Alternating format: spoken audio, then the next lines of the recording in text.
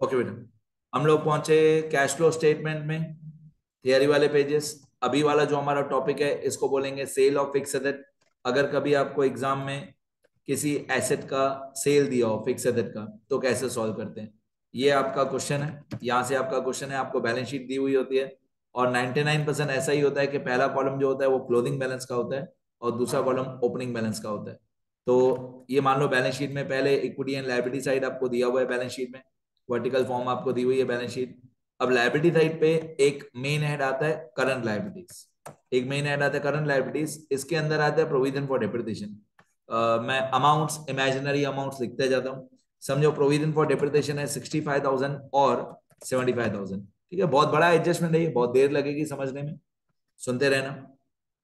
अगर provision for depreciation दिया हुआ है 65,000 और 75,000, और एसेट साइड पे एक मेन हेड होता है फिक्स्ड एसेट्स, उसके अंदर आता है टेंजिबल फिक्स एसेट्स और इंटेंजिबल फिक्स एसेट्स। तो एक मेन हेड होता है fix assets.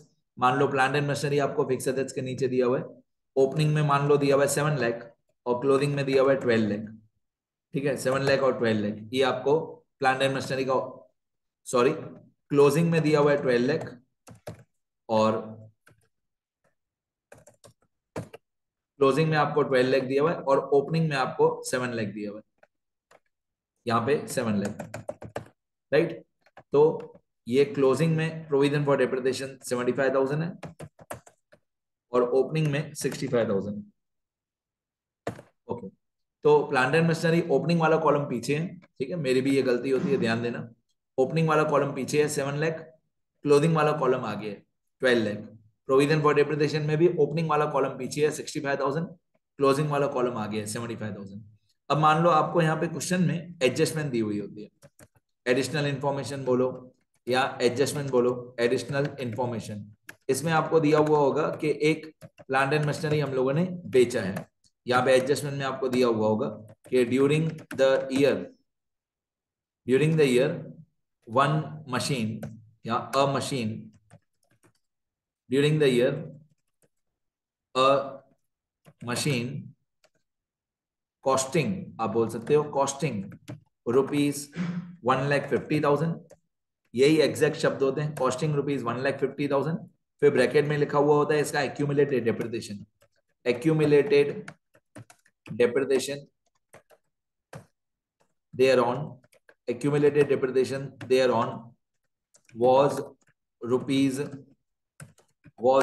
you can say 20,000, was sold for rupees 1,15,000, या अमाउंट चेंज करूं मैं 1,12,000, was sold for rupees 1,12,000।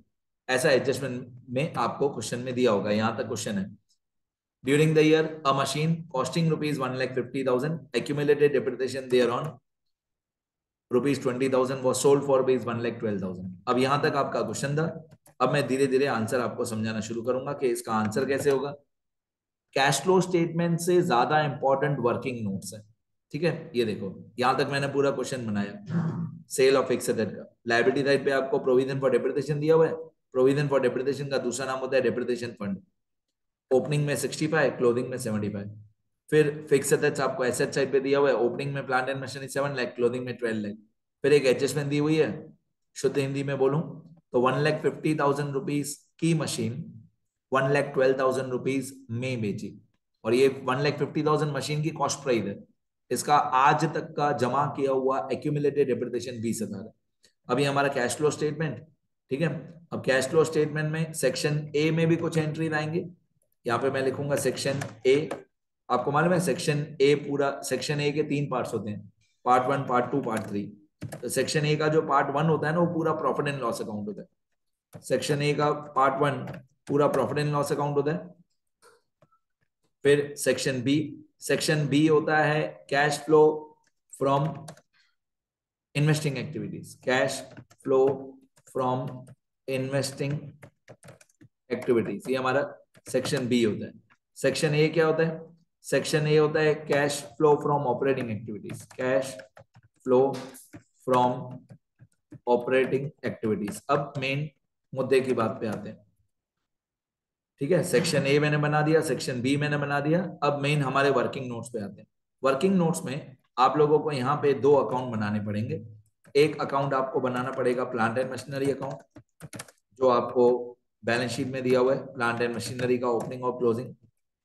एक आपको बनाना पड़ेगा प्लांट एंड मशीनरी अकाउंट, आपको याद होगा इसका ओपनिंग और क्लोजिंग 7 लाख और 12 लाख था।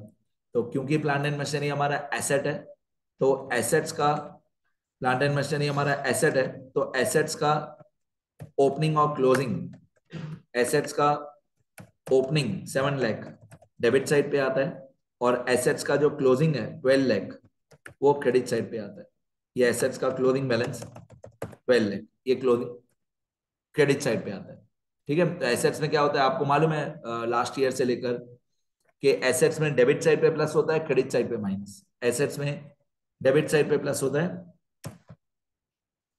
और क्रेडिट साइड पे माइनस, और लायबिलिटीज में उल्टा होता है, लायबिलिटीज में क्रेडिट साइड पे प्लस होता है, डेबिट साइड पे माइनस। तो एसेट्स का जो ओपनिंग बैलेंस होता है वो हमेशा डेबिट साइड पे लिखते हैं। ये वर्किंग नोट्स मेरे लिए ज्यादा इंपॉर्टेंट है from a teachers view point. ये वर्किंग नोट ज्यादा इंपॉर्टेंट है, क्योंकि इन वर्किंग नोट्स को जब तक हम अच्छी तरह नहीं बनाएंगे तब तक इन वर्किंग नोट्स का जो डिफरेंस है डेबिट माइनस क्रेडिट वो नहीं आएगा। तो ये अच्छे से बनेंगे ये वर्किंग नोट, ये छोटे छोटे अकाउंट्स, तो इन अकाउंट्स का डिफरेंस आएगा, और जो इन अकाउंट्स का डिफरेंस होता है वो कैश फ्लो स्टेटमेंट में जाएगा ऊपर। तो ये अकाउंट्स अच्छे से बनाना जरूरी है। तो प्लांट एंड मशीनरी का ओपनिंग, क्योंकि एसेट है तो ओपनिंग बैलेंस होता है डेबिट और क्लोजिंग बैलेंस होता है क्रेडिट, 7 लाख और 12 लाख। मैं क्वेश्चन में जाके दिखाता हूँ आपको।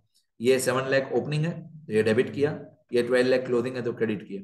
एसेट्स, लायबिलिटीज में ये प्रोविजन फॉर डेप्रिसिएशन है 65 और 75, ओपनिंग 65 है, क्लोजिंग 75।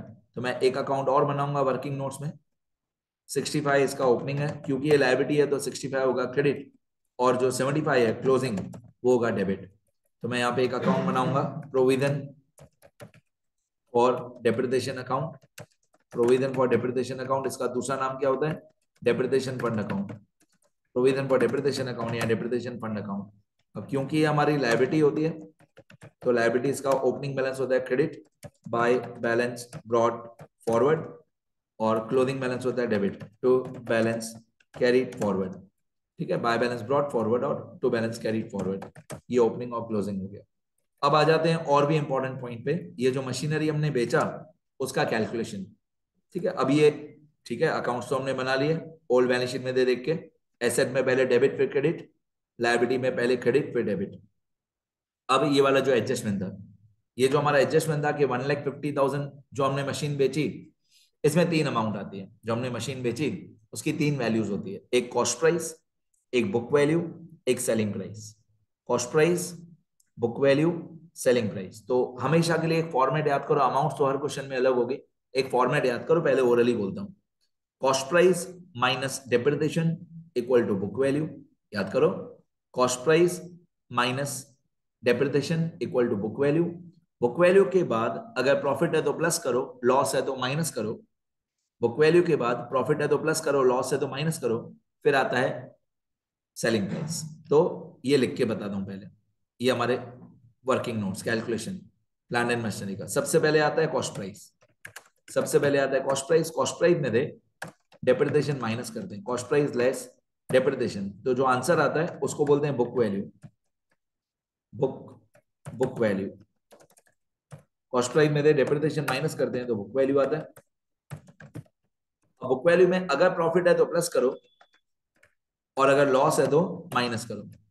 बुक वैल्यू के बाद प्रॉफिट है तो प्लस करते हैं, और अगर लॉस है तो माइनस करते हैं। इसके बाद आता है सेलिंग प्राइस। ये फॉर्मेट हमेशा के लिए कोई भी फिक्स है हो, ये फॉर्मेट याद कर लो। Cost price minus depreciation equal to book value, book value के बाद प्रॉफिट है तो प्लस करो, लॉस है तो माइनस करो, उसके बाद आता है सेलिंग प्राइस। अब ये अमाउंट्स हम लोग धीरे धीरे इस क्वेश्चन में दे देखते हैं। आपको याद है कॉस्ट प्राइस कितना दिया हुआ था, 1,50,000।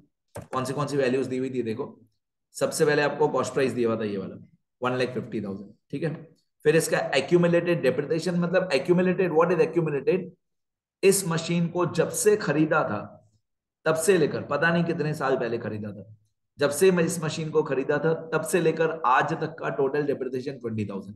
तो इस 1,50,000 कॉस्ट प्राइस में देख 20,000 डेप्रिसिएशन माइनस करेंगे, तो 150 माइनस 20, तो यहाँ पे कॉस्ट प्राइस 150, इसमें दे डेप्रिसिएशन 20,000 माइनस, तो बाकी कितना आएगा 150 माइनस 20, बाकी आएगा 1,30,000। ये 1,30,000 को बुक वैल्यू बोलते हैं।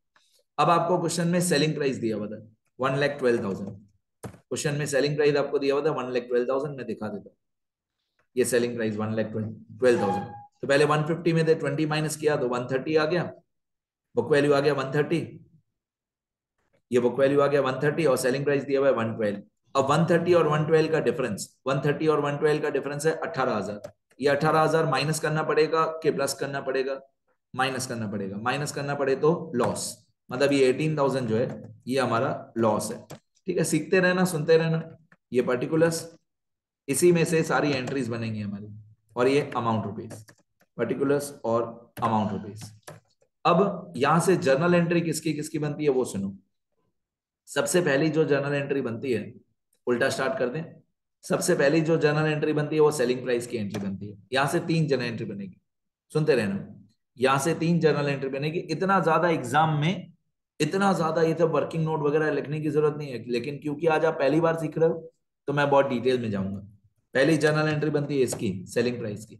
दूसरी जर्नल एंट्री बनती है इसकी, लॉस की। तीसरी जर्नल एंट्री ये जो एक्यूमुलेटेड डेप्रिसिएशन था, थर्ड वाली जो एक्यूमुलेटेड डेप्रिसिएशन था 20,000, तीसरी जर्नल एंट्री बनती है इसकी। पहली जर्नल एंट्री सेलिंग प्राइस, दूसरी जर्नल एंट्री लॉस, तीसरी जर्नल एंट्री जो एक्यूमुलेटेड डेप्रिसिएशन था 20,000 उसकी। अब मैं एक एक एक करके ये जर्नल एंट्री आपको यहाँ पे लिख के दूंगा। ये जर्नल एंट्री एग्जाम में नहीं लिखनी है। अब मेरा फंडामेंटल सुनना, मन में जर्नल एंट्री बोलनी है हमको, मन में दिमाग में जर्नल एंट्री बोलनी है, करनी उसकी पोस्टिंग है जो ऊपर हमने अकाउंट्स बनाए। अब सीधी बात है, हमने प्लांट एंड मशीनरी बेचा तो 1,12,000 कैश एंड बैंक कम्स इन और 1,12,000 plant and machinery goes out. Debit what comes in, credit what goes out. तो बैंक अकाउंट डेबिट, जितना सेलिंग प्राइस हमको मिला तो plant and machinery account. Bank comes in, debit what comes in, plant and machinery goes out. ये हमारी पहली entry selling price वाली, इतना पैसा हमको मिला। तो आपको ये जर्नल एंट्री एग्जाम में नहीं लिखनी है, बस मन में बोलनी है। फिर इसको लिखना कैसे है कैश फ्लो स्टेटमेंट में, वो मैं सिखाऊंगा। तो बैंक अकाउंट डेबिट, पैसा आया तो plant and machinery, plant and machinery goes out. ये पहली एंट्री सेलिंग प्राइस वाली। ठीक है, फर्स्ट एंट्री होती है, फर्स्ट एंट्री होती है for selling price. First entry is for selling price. Now second entry, second entry होती है फॉर प्रॉफिट और लॉस। जो हमारी सेकंड एंट्री होती है वो, उसमें या तो प्रॉफिट होता है या तो लॉस होता है। अब दिमाग लगाओ, इस क्वेश्चन में क्या था? इस क्वेश्चन में हमारा 18,000 लॉस था। अगर लॉस हुआ तो profit and loss account debit होगा। दिमाग लगाओ, अगर लॉस हुआ तो profit and loss account debit होगा। आप लोग statement of profit and loss लिखोगे तो भी चलेगा, सिर्फ प्रॉफिट एंड लॉस अकाउंट लिखोगे तो भी चलेगा। तो profit and loss account debit, या एसपीएल बोलते हैं, statement of profit and loss debit, to machinery account, to plant and machinery account. Plant and machinery account तो तीनों एंट्री में आएगा। तो प्लांट एंड मशीनरी अकाउंट, तो पहली एंट्री होती है सेलिंग प्राइस की, बैंक कम्स इन, मशीन गोज आउट। दूसरी एंट्री होती है प्रॉफिट एंड लॉस की, जितना भी हमारा लॉस हुआ, जितना भी हमारा लॉस हुआ उसमें profit and loss account debit. अगर लॉस है तो प्रॉफिट एंड लॉस डेबिट, अगर प्रॉफिट है तो प्रॉफिट एंड लॉस क्रेडिट। तो ये दो एंट्री हो गई। तीसरी, अभी तीसरी एंट्री होती है एक्यूमुलेटेड डेप्रिसिएशन वाली। अब ये जो 20,000 वाली एंट्री होगी हमारी, ये वाला 20,000 एक्यूमुलेटेड डेप्रिसिएशन, ये जर्नल एंट्री करना, थर्ड वाली जर्नल एंट्री करना एक्यूमुलेटेड डेप्रिसिएशन की 20,000 रुपए की। ये एंट्री हमेशा नहीं करनी होती है, किसी किसी क्वेश्चन में करनी होती है, किसी किसी क्वेश्चन में नहीं करनी होती है। मैं उसके रूल्स बताता हूँ। थर्ड वाली एंट्री, थर्ड वाली एंट्री है एक्यूमुलेटेड डेप्रिसिएशन की, फॉर एक्यूमुलेटेड, जो 20,000 रुपए एक्यूमुलेटेड डेप्रिसिएशन है। तो मैं इसके रूल्स लिख के देता हूं। This entry is done only when provision for depreciation account और depreciation fund account is given in old balance sheet. मतलब जो क्वेश्चन में बैलेंस शीट दी हुई होती है मैं उसको ओल्ड बैलेंस शीट बोलता हूँ। क्वेश्चन वाली बैलेंस शीट को मैं ओल्ड बैलेंस शीट बोलता हूँ। तो this entry is done only when provision for depreciation account और depreciation fund account is given in old balance sheet. और एंट्री क्या होती है? एंट्री होती है प्रोविजन में से पैसे निकालो, तो प्रोविजन फॉर डेप्रिसिएशन हो जाएगा डेबिट और प्लांट एंड मशीनरी क्रेडिट। ये एंट्री होती है। प्रोविजन फॉर, मैं लॉजिक भी बताऊंगा, सुनते रहना, और भी गहरा इसका लॉजिक है। Provision for depreciation account debit to plant and machinery account. अच्छा, कितना एक्यूमुलेटेड डेप्रिसिएशन था? 20,000। ठीक है, इसका लॉजिक क्या है अकाउंट में जाके बताता हूँ। ये प्रोविजन फॉर डेप्रिसिएशन अकाउंट है, इसका लॉजिक क्या है 20,000 वाली एंट्री का? आज तक का जितना भी डेप्रिसिएशन था वो हमें 65,000 के अंदर प्लस करते जा रहे थे, क्रेडिट करते जा रहे थे। जिस दिन हमने मशीन बेची उस दिन हम 20,000 रुपए प्रोविजन वाले अकाउंट में से निकालेंगे। तो प्रोविजन है बेटा हमारा लायबिलिटी है, लायबिलिटीज का क्रेडिट साइड पे प्लस होता है। तो आज तक हम क्रेडिट साइड पे प्लस करते जा रहे थे, इस 65,000 के अंदर हम ऐड करते जा रहे थे। लेकिन जिस दिन हमने मशीन बेची उस दिन हम प्रोविजन फॉर डेप्रिसिएशन में 20,000 निकालेंगे, तो प्रोविजन फॉर डेप्रिसिएशन हो जाएगा डेबिट और ये 20,000 रुपए मशीनरी अकाउंट में लेके जाएंगे, तो मशीनरी हो जाएगा क्रेडिट। ठीक है, तो ये 3 एंट्री आपको याद करनी है।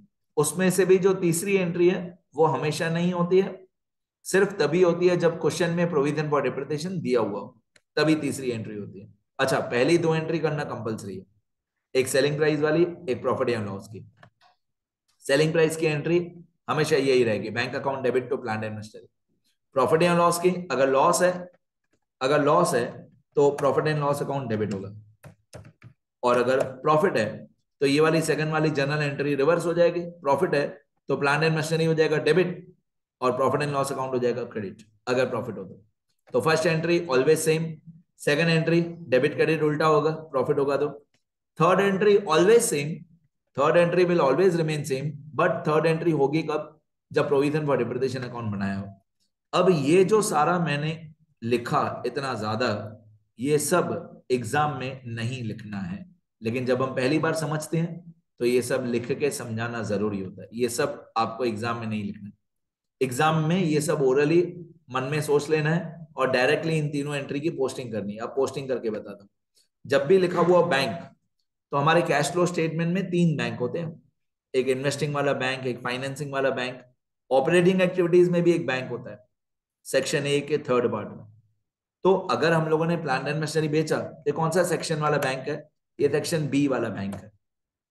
फिक्स एसेट्स जो होते हैं वो सेक्शन बी में आते हैं, सेक्शन बी मतलब इन्वेस्टिंग एक्टिविटी।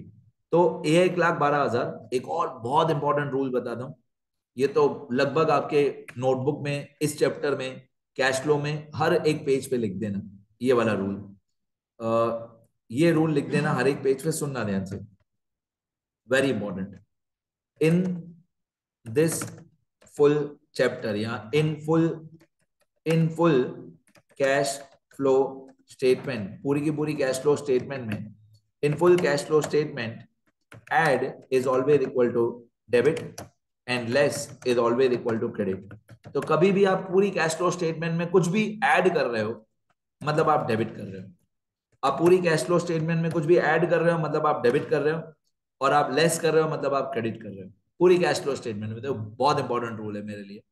अब 1,12,000 रुपए की हमने मशीन बेची, सेलिंग प्राइस, तो इसकी जनरल एंट्री मैंने आपको बोला bank account debit to plant and machinery. तो अभी डेबिट क्रेडिट करना है हमको। 1,12,000 रुपए बैंक अकाउंट में डेबिट होगा, मतलब सेक्शन बी में inflow, add bank comes in, bank account debit, तो यहाँ पे लिखने का सेल ऑफ, अब एक्चुअल कैश फ्लो स्टेटमेंट में क्या लिखना है उस पर हम पहुंच गए। Sale of plant and machinery, कितना सेलिंग प्राइस था हमारा? सेलिंग प्राइस था 1,12,000। तो bank comes in, bank account debit, bank में हुआ डेबिट तो प्लांट एंड मशीनरी में होगा क्रेडिट। सेकंड इफेक्ट, हर एंट्री के 2 इफेक्ट, एक डेबिट एक क्रेडिट। तो डेबिट हुआ सेक्शन बी में, ऐड मतलब डेबिट, अभी अभी बताया, ऐड मतलब डेबिट, डेबिट हुआ सेक्शन बी में, क्रेडिट होगा प्लांट एंड मशीनरी अकाउंट में। इधर लिखेंगे बाय बैंक अकाउंट ब्रैकेट में सेलिंग प्राइस।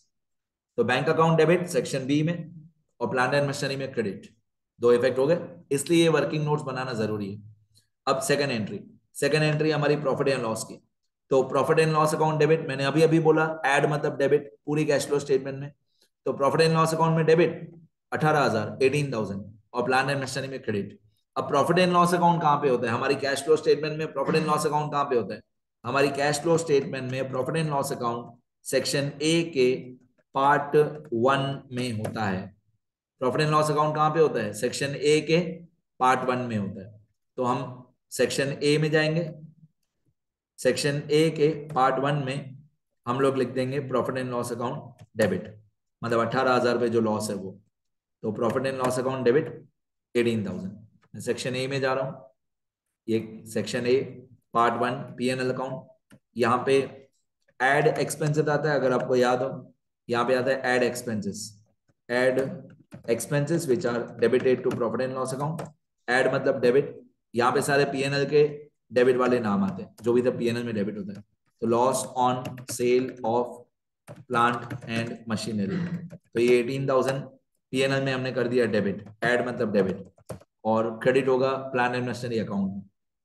तो P&L में जब भी मैं बोलूं P&L में डेबिट करो, मतलब सेक्शन ए का पार्ट 1 ऐड। जब भी मैं कभी भी बोल रहा हूं P&L में डेबिट करो, मतलब सेक्शन ए के पार्ट 1 में ऐड करो। तो P&L में हो गया डेबिट और प्लांट एंड मशीनरी में होगा क्रेडिट 18,000। और इधर मैं लिखूंगा by profit and loss account, और ये हमारा लॉस है। तो लॉस P&L में हो गया डेबिट, प्लांट एंड मशीनरी में क्रेडिट। अब तीसरी एंट्री एक्यूमुलेटेड डेप्रिसिएशन वाली 20,000। ये एंट्री मैंने बताया था हमेशा नहीं करते हैं, जब प्रोविजन फॉर डेप्रिसिएशन अकाउंट हो तभी करते हैं, नहीं तो 20,000 की नो एंट्री। अकाउंट नहीं हो प्रोविजन फॉर डेप्रिसिएशन का तो 20,000 की नो एंट्री। कैलकुलेशन में हमेशा 20,000 आएगा, ये कैलकुलेशन में हमेशा आपको डेप्रिसिएशन माइनस करना ही है, बट इसकी एंट्री कभी होती है कभी नहीं। तो प्रोविजन फॉर डेप्रिसिएशन अकाउंट है तो इसमें एंट्री होगी। तो प्रोविजन फॉर डेप्रिसिएशन हो जाएगा 20,000 डेबिट और plant and machinery 20,000 credit. Provision for depreciation debit, सामने लिखेंगे to plant and machinery account, ये एक्यूमुलेटेड डेप्रिसिएशन है। प्रोविजन में लिखेंगे plant and machinery, plant and machinery में लिखेंगे by provision for depreciation account, by provision for depreciation account. अब आप प्लांट एंड मशीनरी को ध्यान से देखोगे ना क्रेडिट साइड पे, बस तीनों एंट्री की पोस्टिंग हो गई बेटा। मैं एक बार रफली बोल दूं, पहली एंट्री थी bank account debit to plant and machinery, तो सेक्शन बी में ऐड किया और प्लांट एंड मशीनरी में क्रेडिट किया 1,12,000। दूसरी एंट्री थी लॉस वाली, profit and loss account debit to plant and machinery, तो सेक्शन ए में ऐड एक्सपेंसेस और प्लांट एंड मशीनरी में क्रेडिट 18,000। तीसरी एंट्री थी एक्यूमुलेटेड डेप्रिसिएशन वाली, तो provision for depreciation debit 20,000, provision for depreciation debit और प्लांट एंड मशीनरी क्रेडिट।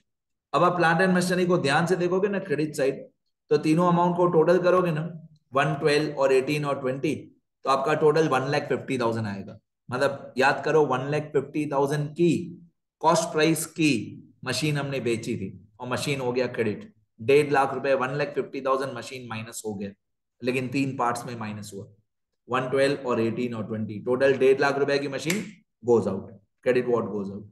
ठीक है। इसके बाद सपोज करो एक और, वैसे मेरा काम हो गया, ये एडजस्टमेंट खत्म हो गई। सपोज करो प्लांट एंड मशीनरी से रिलेटेड यहाँ पे क्वेश्चन में कोई और एडजस्टमेंट नहीं है, नो अदर, यहाँ पे प्लांट एंड मशीनरी से related no other adjustment is given, no other adjustment relating to plant and machinery, there is no other adjustment relating to plant and machinery. तो क्या करेंगे? अगर प्लांट एंड मशीनरी की कोई adjustment नहीं है तो अब आप इस प्लांट एंड मशीनरी के अकाउंट को टैली करोगे। अब आप इस प्लांट एंड मशीनरी अकाउंट को क्रेडिट साइड और डेबिट साइड का टोटल करोगे। तो पहले क्रेडिट का टोटल करते हैं, तो क्रेडिट साइड का टोटल करते हैं पहले, इक्वल टू सम ऑफ 112, 18, 20 और 12 लाख। तो क्रेडिट का टोटल आ रहा है 13,50,000। अब डेबिट का टोटल आ रहा है 7 लाख। क्रेडिट साइड पे 13,50,000, डेबिट साइड पे 7 लाख। अब डिफरेंस निकालते हैं जिसको बैलेंसिंग फिगर बोलते हैं, क्रेडिट माइनस डेबिट। तो 13,50,000 क्रेडिट का टोटल है, माइनस 7 लाख डेबिट का टोटल है। डिफरेंस आएगा 6.5 लाख, 6,50,000। अब ये जो डिफरेंस आया 6.5 लाख, ये जो डिफरेंस आया हमारा 6.5 लाख, ये क्या है? जो ये डिफरेंस आया 6.5 लाख, ये क्या है? अगर डेबिट साइड में डिफरेंस आ रहा है 6.5 लाख, मतलब ड्यूरिंग द ईयर 6,50,000 रुपीज की मशीनरी हमने खरीदी होगी। क्यों डेबिट साइड पे डिफरेंस है? क्यों डेबिट साइड पे डिफरेंस है? ये डिफरेंस उसी बच्चे का राइट आएगा ना बेटा जिसने ये तीनों एंट्री सही की हो क्रेडिट वाली। 112 और 18 और 20 तीनों सही होगा, तीनों एंट्रीज पोस्टिंग परफेक्ट होगा, उसी बच्चे का ये 6.5 लाख डिफरेंस डेबिट साइड पे सही आएगा। तो इसको हम लोग बोलेंगे कि इतनी प्लांट एंड मशीनरी हमने ड्यूरिंग द ईयर खरीदी होगी। ये क्या होगा, इतनी प्लांट एंड मशीनरी, क्योंकि डेबिट साइड पे डिफरेंस है, ड्यूरिंग द ईयर हमने परचेज की होगी, परचेज्ड ड्यूरिंग द ईयर। और ये आपका राइट आना जरूरी है, क्योंकि ये जो 6.5 लाख की मशीन हमने खरीदी, यहाँ पे हुआ डेबिट तो बैंक में होगा क्रेडिट, ये 6.5 लाख यहाँ पे होगा डेबिट तो बैंक में होगा क्रेडिट। कौन सी बैंक? बैंक्स तो 3 होती है हमारे कैश फ्लो स्टेटमेंट में, तो कौन सी बैंक? प्लांट एंड मशीनरी मतलब investing activity, plant and machinery मतलब इन्वेस्टिंग एक्टिविटी, तो यहाँ पे होगा डेबिट, तो सेक्शन बी में होगा क्रेडिट। डेबिट क्रेडिट करते जाओ, सेक्शन बी में होगा क्रेडिट, सेक्शन बी में क्रेडिट, मतलब सेक्शन बी में पैसे हमारे गए, दिमाग लगाओ, प्लांट एंड मशीनरी खरीदी, plant and machinery comes in, तो cash and bank goes out, cash outflow. तो इसको बोलेंगे बी सेक्शन में 1 number, purchase of plant and machinery, and ये 6.5 लाख 6,50,000 क्वेश्चन में कहीं नहीं दिया हुआ था, ये हमने फाइंड आउट किया। और ये उसी का राइट आएगा जिसने प्लांट एंड मशीनरी अकाउंट सही से बनाया हो, एडजस्टमेंट सारी उसको सॉल्व करने आती हो। आपको प्लांट एंड मशीनरी की सारी एडजस्टमेंट सॉल्व करनी आएगी, तो ये 6.5 लाख फाइंड करने आएगा। इसको हम बैलेंसिंग फिगर बोलते हैं। बहुत सारी बुक्स में बैलेंसिंग फिगर लिखा हुआ होता है, और मैं क्वेश्चन मार्क लगाता हूँ। मैं ऐसा क्वेश्चन मार्क लगाता हूँ, what is question mark? Credit total minus debit total, difference जो हमने फाइंड आउट किया, क्वेश्चन में दिया हुआ नहीं था। तो ये था टॉपिक का नाम, sale of any fixed asset. इसी तरीके से सॉल्व होता है। लिखना अच्छे से, कोई डाउट हो तो ये नंबर पे बताना। लिखना बेटा, रूल सारे ऊपर जो 2 लाइन लिखी हुई है, ऐड मतलब डेबिट, लेस मतलब क्रेडिट, अच्छे से लिखना।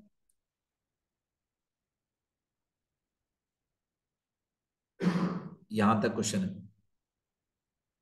ये आपका main answer, cash flow statement जिसकी मार्क्स है।